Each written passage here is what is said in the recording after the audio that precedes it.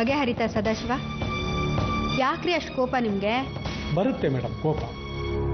ಹಿನ್ನೆಲೆ judgement copy ಅಂದರೆ ಕೋಪ ಬರಲ್ವ ಮೇಡಮ್? ನೀವು DC ಅಂದ ಕೂಡಲೇ ನಾನು ನಿಮಗೆ ಕೊಡ್ತಿರುವಂಥ ಗೌರವ, ನೀವು ಹಾಗೆ ನಡ್ಕೋಬೇಕು ಅಲ್ವಾ? ಗೌರವ ಕೊಡೋದು ಹುದ್ದೆಗಲ್ವಾ ಸದಾಶಿವ? ಅಂತ ಯಾವ್ದಾದ್ರು ಹುದ್ದೆ ನೀವಿದ್ದಿದ್ರೆ ನಾವು ನಿಮ್ಮನ್ನು ಕೇಳ್ತಿದ್ವಾ? ಸದಾಶಿವನ್ನ ಕಿರೀಟದ ರಿಪೇರಿ ಕೆಲಸಕ್ಕೆ ಒಪ್ಪಿಸಿ ಕರ್ಕೊಂಡು ಬಂದಿದ್ದೀನಿ. ಮುಂದಿನ ನೋಡಿದ್ರೆ ಒಳ್ಳೇದು. ಚಿನ್ನ ಖರೀದಿಗೆ ಅಡ್ವಾನ್ಸ್ ರೂಪದಲ್ಲಿ ನಾಳೆ 2 ಲಕ್ಷ ರೂಪಾಯಿ ಬಿಡುಗಡೆ ಮಾಡ್ತಾ ಇದ್ದೀನಿ ಅಮ್ಮನವ್ರ ಅಕೌಂಟಿಂದ. ಕೇಶವನಾಥ್ರೆ, ಚೆಕ್ ಮೂಲಕ ಕೊಡಿ ಇವರಿಗೆ. ಆಯ್ತು, ನಿಮ್ಮ ಕೆಲಸನ ಇಮಿಡಿಯೇಟ್ ಆಗಿ ಶುರು ಮಾಡಿ. ಬೇಡಿ ಮೇಡಮ್, ದುಡ್ಡು ಬೇಡ, ಅಡ್ವಾನ್ಸು ಬೇಡ, ನಾನೇ ಖರೀದಿ ಮಾಡ್ಕೋತೀನಿ. 2 ಲಕ್ಷ ರೂಪಾಯಿ ಸದಾಶಿವ, ತಗೋ. 100-200 ರೂಪಾಯಿ ಅಲ್ಲ. ಗೊತ್ತು, ಅದಕ್ಕೆ ಬೇಡ ಅಂತಿರೋದು. 1 ಪೈಸೇನೂ ಬೇಡ. ಕಿರೀಟದ ರಿಪೇರಿ ಕೆಲಸನ ಹಾಗೆ ಮಾಡಿಕೊಡ್ತೀನಿ. ಉಚಿತ ಸೇವೆ ಅಂದ್ಕೊಳ್ಳಿ.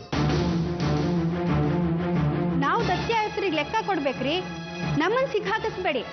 ಸೇವೆ ಫ್ರೀ, ಖಂಡಿತವಾಗ್ಲೂ ಸರ್ಕಾರಕ್ಕೂ ದೇವರಿಗೂ ಅಗತ್ಯ ಇಲ್ಲ. ನಾನೇನು ಬಿಟ್ಟು ಮಾಡಿಕೊಡ್ತಿಲ್ಲ ಮೇಡಮ್. ಕೊಡು ತಗೋ, ಇದ್ರ ಪ್ರಕಾರನೇ ಹೋಗೋಣ. ಬಿಟ್ಟು ಕಿರೀಟ ರಿಪೇರಿ ಮಾಡಿಕೊಟ್ಟು ಬೇರೆ ಟೆಂಡರ್ ಹಿಡಿಯೋ ಪ್ಲಾನಾ? ಅಲ್ಲ, ದೇವಸ್ಥಾನದ ಟ್ರಸ್ಟ್ನಲ್ಲಿ ಕೇಶವನಾಥರು ಪ್ರೆಸಿಡೆಂಟ್ ಆಗಿದ್ದಾರೆ. ವೈಸ್ ಪ್ರೆಸಿಡೆಂಟ್ ಹುದ್ದೆ ಖಾಲಿ ಇದೆ. ಆ ವೈಸ್ ಪ್ರೆಸಿಡೆಂಟ್ ಹುದ್ದೆ ನನಗೆ ಬೇಕು.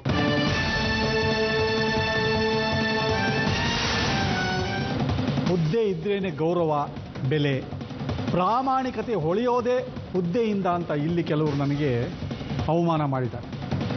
ಅಲಂಕರಿಸ್ಬಿಡ್ತೀನಿ ಹುದ್ದೆನ, ನೋಡೋಣ ಗೌರವ ಸಿಗುತ್ತೋ ಏನೋ. ನಿಮಗೆ ಒಪ್ಪಿಗೆ ಇದ್ರೆ ನನಗೂ ಒಪ್ಪಿಗೆ. ಇವತ್ತಿನಿಂದ ದುರ್ಗಾಪುರದ ದೇವಳದ ಕಮಿಟಿಯ ವೈಸ್ ಪ್ರೆಸಿಡೆಂಟ್ ಸದಾಶಿವ. ಹಾಗಾದ್ರೆ ಒಂದು ಪತ್ರ ರೆಡಿ ಮಾಡು ಭೂಪಾಲು. ಇದಕ್ಕೆ ನಾವು ಒಪ್ಪಲ್ಲ. ಏನು ಗೋಮಾಳನ ಅದು? ಕೇಳಿದವ್ರು ಕೊಟ್ಬಿಡಕ್ಕೆ ಧರಣಿ ಕೊಡ್ತೀವಿ. ನೀನು ಕಮಿಟಿಲಿ ಮುಂದುವರಿಬೇಕೋ ಬೇಡವೋ ಅನ್ನೋದನ್ನ ನಾನು ತೀರ್ಮಾನ ಮಾಡ್ತೀನಿ. ಮುಚ್ಕೊಂಡು ನಿಂತ್ಕೊಂಡಿರೋ 5 ನಿಮಿಷ ದೊಡ್ಡವರಿಲ್ಲ ಇಲ್ವಾ ಇಲ್ಲಿ ಮಾತಾಡೋದಕ್ಕೆ? ಮುಂದಿನ ಬುಧವಾರದೊಳಗೆ ಮುಹೂರ್ತ ನೋಡಿ ಕಿರೀಟ ರಿಪೇರಿ ಮಾಡಿ ಇಲ್ಲಿಗೆ ತಲುಪಿಸ್ಬೇಕು.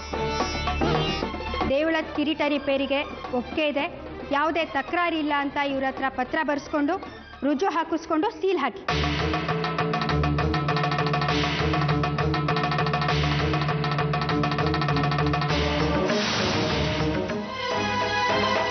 ಶಿಕ್ಷೆಯಲ್ಲಿದೀವಿ ಅಂತ ಅಸಹನೆ ಅಷ್ಟೇ. ಯಾವುದನ್ನ ದೂರ ಇಟ್ಕೋಬೇಕು ಅಂತ ಅನ್ಕೊಂಡಿದ್ನೋ, ಆದ್ರೆ ಈಗ ಅದರಲ್ಲೇ ಬದುಕು ನಡೀತಿದೆ. ನಿನ್ ತಲೆ ಕೆಟ್ಟಿರೋದು ಆ ಸುಚೇಂದ್ರ ವಿಷಯಕ್ಕೆ ತಾನೆ? ಬಿಟ್ಟು ಬಿಡು. ಇಷ್ಟು ದಿನ ಅವನು ನಿನ್ನ ಋಣದಲ್ಲಿದ್ದ, ತೀರಿಸಿದ್ದಾನೆ ಅನ್ಕೋ. ಆದ್ರೆ ನನ್ ಡಿಪೋಗೆ ಆರ್ಡರ್ ಬರೋ ತರ ಮಾಡಿ ದೇವಿ ಮನೇಲಿ ದೇವ್ರಾಗ್ಬಿಟ್ಟ. ಒದ್ದಾಡ್ತಿರೋ ನಾನು. ಸಾಯೋವರೆಗೂ ಹೋಗಿದ್ದೆ ನೀನು ಅವನು ಮನೇಲಿದ್ದಾಗ. ನೀನೇನಾದ್ರೂ ಬಂದ ಮೇಲೆ ಬಾಯಿ ಬಿಟ್ಟಿದ್ದಿದ್ರೆ ಕೇಶವನಾಥ್ರು ಇಷ್ಟೊತ್ತಿಗೆ ಜೈಲಲ್ಲಿ ಇರ್ತಿದ್ರು. ಅಲ್ಲಿ ಬೀರುಲ್ಲಿ ದುಡ್ಡಿದೆ, ತಗೊಂಬಾ. ಆ ಸುಚಂದ್ರನ್ ಮುಖಕ್ಕೆ ಬಿಸಾಕಿ ಯಾವನಿಗೆ ಬೇಕು ನೀನ್ ಹಂಗು ಅಂತ ಹೇಳ್ಬಿಟ್ಟು ಬರ್ತೀನಿ. ನಾನ್ ಕೊಡಲ್ಲ. ನಿನ್ ಸ್ವಾಭಿಮಾನ ಜಾಸ್ತಿ ಆಯ್ತು. ದುಂಡು ಗೋಡಾಡಬಾರ್ದು ಅನ್ನೋದಕ್ಕಿರ್ಲಿ ಸ್ವಾಭಿಮಾನ. ಉಪವಾಸ ಕೆಡವವರೆಗೂ ಹೋಗಬಾರ್ದು. ನಡಿ ಡಿಪೋಗೆ.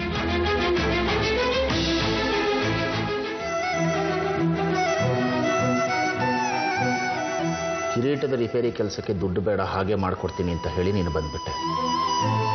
ಆದರೆ ನನ್ನ ಮನಸ್ಸು ಕೇಳಲಿಲ್ಲ. ತಗೋ ಈ ಚೆಕ್ಕು. 3 ಲಕ್ಷ ರೂಪಾಯಿ ಅಡ್ವಾನ್ಸ್ ಅಂತ ಬರ್ದಿದ್ದೀನಿ. ಅಲ್ಲಿ ಎಲ್ಲರೆದ್ರಿಗೂ 1 ಪೈಸೆನೂ ಬೇಡ ಅಂತ ಹೇಳ್ಬಿಟ್ಟು ಇಲ್ಲಿ 4 ಗೋಡೆ ಮಧ್ಯೆ ತಗೊಂಡ್ರೆ ತಪ್ಪಲ್ವ?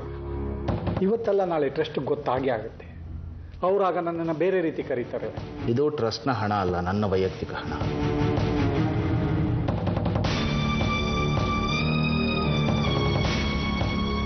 ಬೇಡ.